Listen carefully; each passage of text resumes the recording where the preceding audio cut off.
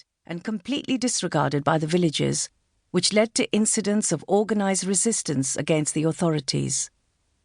On March 31st, 1905, in response to the resistance, Darbar Circular No. 11 from the Tehri King announced modifications to these restrictions. The contradictions between people's basic needs and the state's revenue requirements, however, remained unresolved, and in due course these contradictions intensified. In 1930, the people of Garhwal launched the non-cooperation movement to draw attention to the issue of forest resources. Forest satyagrahas to resist oppressive forest laws were most intense in the Rawayan region. The king of Tehri was in Europe at that time. In his absence, Dewan Chandradhar Jayal resorted to armed intervention to crush a peaceful satyagraha at Tilari. A large number of unarmed satyagrahis were killed and wounded, while others lost their lives in a desperate attempt to cross the rapids of the Yamuna River. Years later, the martyrs of the Tilari massacre provided inspiration to the Chipko movement, when people pledged themselves to protect their forests. There were very few roads in the Himalaya when I was growing up, so most of our journeys took place on foot or on horseback. As a forest conservationist, my father's job was to inspect and manage forests and regenerate them. During all our vacations, we joined him on his tours. Our rations would travel in huge boxes laden on mules, and there would always be another box full of books. We lived like nomads, far away from cities, amidst the wealth of the forest. This experience has clearly influenced my thinking about wealth and poverty.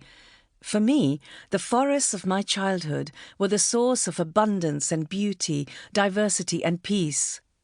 With my sister, I would collect ferns to turn into works of art. Wildflowers were our pearls and diamonds. That is why, when the forests started to disappear, I joined the Chipko movement to protect them. The Chipko movement is historically, philosophically, and organizationally an extension of the traditional Gandhian satyagraha. Its special significance lies in the fact that it took place in post-independence India. The continuity between the pre-independence and post-independence forms of this satyagraha was provided by Gandhians, including Sridev Suman, Miraben, and Sarlaben.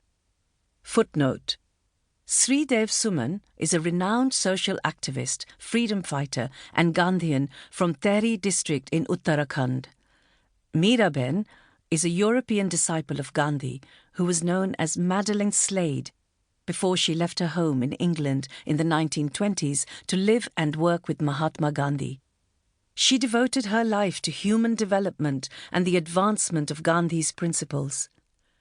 Sarlaben, another European disciple of Gandhi, born Catherine Mary Heilman, was a social reformer whose work in the Kumaon region of Uttarakhand created awareness about the environmental destruction in the Himalayan forests of the state. End footnote. Equipped with a Gandhian worldview of development based on justice and ecological stability, they contributed silently to the growth of woman power and ecological consciousness in the hill areas of Uttar Pradesh. The influence of Miraben and Sarlaben on the struggle for social justice and ecological stability in the hills of Uttar Pradesh has been immense.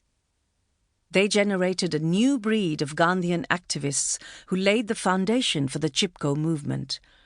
Sundarlal Bahaguna is prominent among this new generation, deeply inspired by Miraben and Sarlaben. Footnote: Sundarlal Bahaguna is the noted Gandhian and eco-activist known for leading Chipko in the 1970s and the anti-Tehri dam movement in the 1990s. End footnote. In the article Something Wrong in the Himalaya, written in 1952, Miraben had stated, quote, "Year after year, the floods in the north of India seem to be getting worse, and this year they have been absolutely devastating.